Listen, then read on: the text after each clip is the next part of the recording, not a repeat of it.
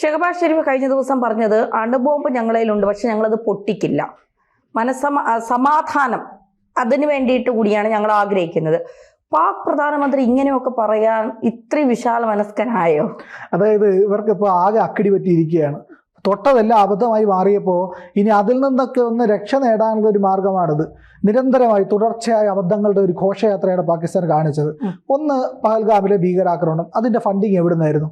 അതിൻ്റെ പണം എവിടുന്ന് വന്ന പണമാണ് അവരുടെ അടുത്ത് ഉപയോഗിച്ചതെന്ന് ആലോചിച്ച് നോക്കിയാൽ മതി. അവർക്ക് ഈ പറയുന്ന F-16 എന്ന് പറയുന്ന യുദ്ധവിമാനം സംരക്ഷിക്കാനായിട്ട് അമേരിക്ക കൊടുത്ത പണം, ആ യുദ്ധവിമാനത്തിന് നേരെ ഉപയോഗിക്കാതെ അത് ഈ പറയുന്ന ഹാങ്ങറിൽ കൊണ്ടിട്ട് നശിച്ചുകൊണ്ടിരിക്കുകയായിരുന്നു. അങ്ങനെ വന്നപ്പോൾ അമേരിക്ക വന്നിട്ട് പറഞ്ഞു, നിങ്ങൾ ഇങ്ങനെ ചെയ്യരുത്, ഞങ്ങൾ നിങ്ങൾക്ക് തന്നത് ഭീകരവാദത്തിനെതിരെ പോരാടാനുള്ള ആയുധമാണ് തന്നത്, അപ്പോൾ ഇത് നിങ്ങൾ നേരെ മെയിൻറ്റെയിൻ ചെയ്യണമെന്ന് പറഞ്ഞുകൊണ്ട് അമേരിക്ക ഒരു തുക ഇവർക്ക് കൊടുത്തു.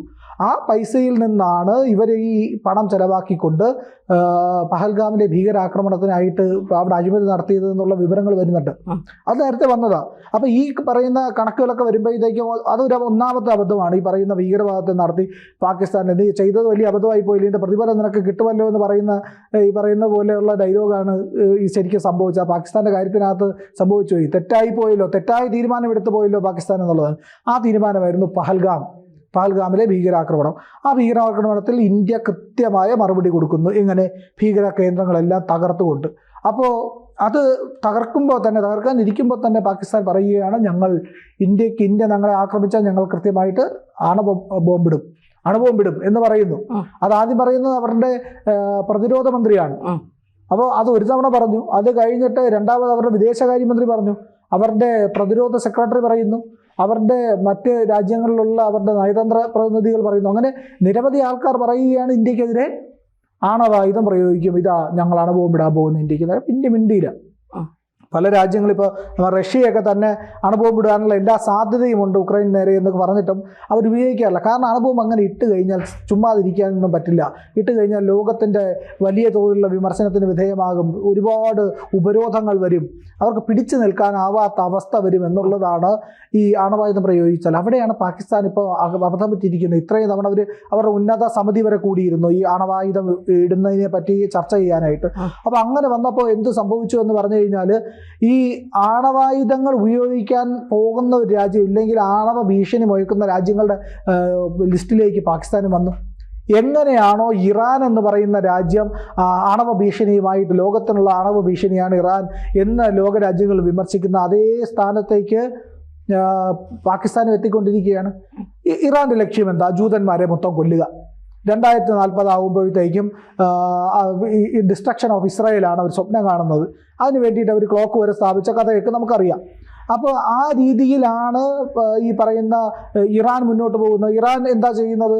ഈ പറയുന്ന ഭീകര സംഘടനകളായിട്ടുള്ള ഹിസ്ബുള്ള, ഹമാസ്, പിന്നെ ഹൂത്തികൾ, ഇവരെയൊക്കെ വളർത്തുന്നു, അവർക്ക് ആയുധം നൽകുന്നു, പശ്ചിമേഷ്യയിലെ സമാധാനം കെടുത്തുന്നതിന് വേണ്ടിയിട്ടുള്ള പ്രവർത്തനങ്ങൾ നടത്തുന്നു. അപ്പോൾ ഇസ്രയേലിനെ ആക്രമിക്കുന്ന ഇറാനെ പോലെയാണ് ഇന്ത്യ ആക്രമിക്കുന്ന പാകിസ്ഥാൻ. അതുപോലെ തന്നെയാണ് പാകിസ്ഥാൻ്റെ കയ്യിൽ ജെയ്ഷെ മുഹമ്മദ്, തെഹ്രീക്ക് താലിബാൻ, ലഷ്കർ-ഇ തോയിബ തുടങ്ങിയ ഭീകര സംഘടനയിലെല്ലാം പാകിസ്ഥാൻ്റെ കയ്യിലുമുണ്ട്. എങ്ങനെ ഇറാൻ ഭീകര സംഘടനകളെ വളർത്തുന്നു, അതുപോലെ ഇവരും വളർത്തുകയാണ്. അപ്പോൾ ഇസ്രയേൽ നോക്കുമ്പോൾ എങ്ങനെ ഇറാൻ ആണവായുധം ഭീകരർക്ക് നൽകാൻ സാധ്യതയുണ്ടോ അതേ സാധ്യത പാകിസ്ഥാനുമുണ്ട്. അമേരിക്കയുടെ ചെറിയ പിടിയുള്ളത് കൊണ്ടാണ് അവർ കൊടുക്കാത്തത്. ഇല്ലെങ്കിൽ പാകിസ്ഥാൻ അവരുടെ ഈ പറയുന്ന ആണവായുധമൊക്കെ ഇവർക്ക് കൊടുക്കാനുള്ള എല്ലാ സാധ്യതയുണ്ട്. ഭീകരർക്ക് കൈമാറാൻ വലിയ പാടൊന്നുമില്ല. ഭീകരർക്ക് സൈനിക ബഹുമതി നൽകിയ അടക്കം ചെയ്ത ആൾക്കാർ കൂടിയാണല്ലോ. അപ്പോൾ അങ്ങനെ ഇരിക്കുന്ന പാകിസ്ഥാനെ ഇപ്പോൾ ഇസ്രയേൽ നോട്ടമിട്ടിട്ടുണ്ട്. പാകിസ്ഥാൻ്റെ ആണവായുധങ്ങൾ അവരെന്ത് ചെയ്യും? ഇറാനെ ഒന്ന് ഒതുക്കി കഴിഞ്ഞാൽ അടുത്ത് ഇസ്രയേലിന് നേരെ നിൽക്കാൻ പോകുന്ന ഒരു ശത്രു രാജ്യമായിട്ട് പാകിസ്ഥാൻ മാറാനുള്ള എല്ലാ സാധ്യതയുണ്ട്.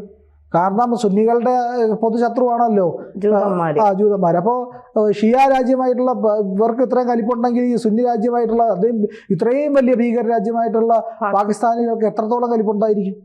അപ്പോൾ ആ പറയുന്ന വസ്തുത തിരിച്ചറിഞ്ഞ ഇസ്രയേൽ പാകിസ്ഥാനെ സംശയനിഴലിൽ നിർത്തിയിരിക്കുക മാത്രമല്ല, അത് അമേരിക്കയോടുകൂടി പങ്കുവയ്ക്കുന്നു. നിങ്ങളുടെ സഖ്യകക്ഷിയായിട്ടുള്ള പാകിസ്ഥാൻ വലിയ അപകടകാരിയായി നിൽക്കുകയാണ്. അവരുടെ കയ്യിലുള്ള ആണവായുധം ഭീകരരുടെ കയ്യിലേക്ക് എത്താനൊന്നും വലിയ താമസമില്ല. അത് ഇന്ത്യക്ക് നേരെയോ മറ്റേതെങ്കിലും രാജ്യങ്ങൾക്ക് നേരെയോ പ്രയോഗിക്കാനുള്ള സാധ്യതയുമുണ്ട്. ഇത് പറയുമ്പോൾ അമേരിക്ക പാകിസ്ഥാനോട് രഹസ്യമായിട്ടെങ്കിലും പറയട്ടെ അങ്ങനെ പറഞ്ഞിട്ടുണ്ട് കേട്ടോ, നീ എന്ന് മര്യാദയ്ക്ക് ഇരിക്കണം, അബദ്ധമൊന്നും കാണിക്കില്ല എന്ന് പറയാനുള്ള സാധ്യതയുണ്ട്. അപ്പോൾ ഇറാൻ എപ്രകാരം ഇസ്രായേലിൻ്റെ ലിസ്റ്റിലായോ അതേ ലിസ്റ്റിലേക്ക് പാകിസ്ഥാൻ കടന്നു വന്നിരിക്കുന്നു. അതിൻ്റെ ഭയപ്പാടിലാണ് പാകിസ്ഥാൻ. അതിൻ്റെ കൃത്യമായിട്ടുള്ള പേടി കൊണ്ടാണ് ഷഹബാസ് ഷെരീഫ് ഇപ്പോൾ പറയുന്നത്, ഞങ്ങൾ ആണവായുധമൊന്നും അങ്ങനെ ഉപയോഗിക്കില്ല കേട്ടോ, ഞങ്ങൾക്ക് അതൊന്നും ഉപയോഗിക്കാനുള്ള താല്പര്യമൊന്നുമില്ല, സമാധാനം. അതായത് പാകിസ്ഥാനിലെ കിരാന ഹിൽസ് വരെ നമ്മുടെ ബ്രഹ്മോസ് മിസൈൽ പോയെന്നാണ് പറയുന്നത്. അതിന്റെ സ്ഥിരീകരണം വന്നിട്ടില്ല. പക്ഷേ ഇസ്രായേൽ അങ്ങനെയല്ല, ഇസ്രായേൽ മൊത്തത്തിൽ അത് തകർത്ത് തരിപ്പണമാക്കും അവരുടെ, അല്ലേ? അതെ, ഇസ്രായേൽ അടിച്ച് ഇറാനെ എങ്ങനെയാണോ തകർത്തത് അതുപോലെ പാകിസ്ഥാനിൽ ഇസ്രായേൽ കയറി കഴിഞ്ഞാൽ പാകിസ്ഥാനെ മുച്ചൂട് മുടിച്ചിട്ടേ പോവുള്ളൂ. ഇന്ത്യക്ക് എത്രയൊക്കെ മുന്നോട്ട് പോയാലും ഇത്ര ഈ ഒരു ദുഷ്ട മനസ്ഥിതി ഇന്ത്യക്ക് വരില്ല, ഒരു ക്രൂര മനസ്ഥിതി.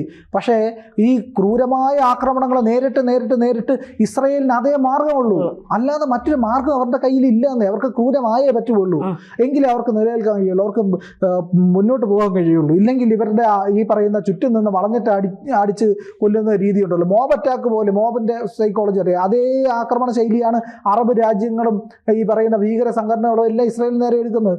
അതേ നിലപാട് തന്നെയാണ് ഇന്ത്യ പാകിസ്ഥാനിൽ നിന്ന് നേരിടുന്നത്. ഇസ്രായേലും ഇന്ത്യയും എപ്രകാരം ഒരേ തൂവൽ പക്ഷികളായിരിക്കുന്നോ അതുപോലെയാണ് ഇറാനും പാകിസ്ഥാനും രണ്ട് രാജ്യങ്ങൾക്കെതിരായിട്ട് നിലപാടെടുക്കുകയും ഭീകരതയെ വളർത്തുകയും ചെയ്യുന്നത്. ആ ഭീകരതയെ വളർത്തുന്ന രാജ്യങ്ങളെ മുച്ചൂടും മുടിക്കേണ്ടി വരും, സ്വാഭാവികമാണ്.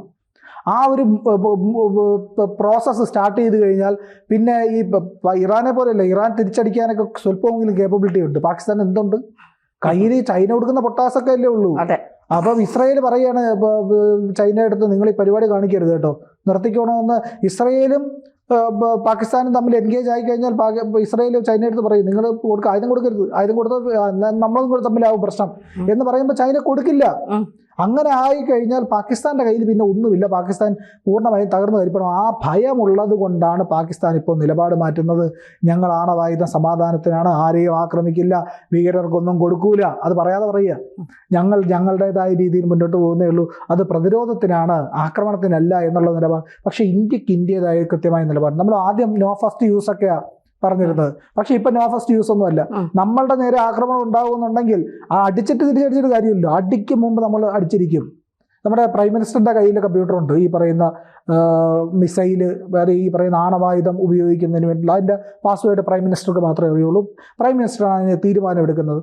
എപ്പോഴാണോ തീരുമാനം എടുക്കുന്നത് അപ്പോൾ മുതൽ ഇത് അതിനുള്ള ഓർഡർ ആയി കഴിഞ്ഞാൽ, ഓർഡർ ഈ പറയുന്ന ദ്രുതഗതിയിലാണല്ലോ നടക്കുന്നത്, അത് കൊടുത്തു കഴിഞ്ഞാൽ 15 മിനിറ്റിനുള്ളിൽ യെസ് എന്ന് പ്രൈം മിനിസ്റ്റർ പറഞ്ഞാൽ 15 മിനിറ്റിനുള്ളിൽ ഇന്ത്യയിൽ നിന്ന് ഈ പറയുന്ന അണുബോംബ് വഹിക്കാൻ ശേഷിയുള്ള മിസൈലുകൾ പറന്നു വരും. ഏത് ശത്രുവിനെയും 15 മിനിറ്റ് കൊണ്ട് തകർത്ത് തരിപ്പണമാക്കാൻ കഴിയും.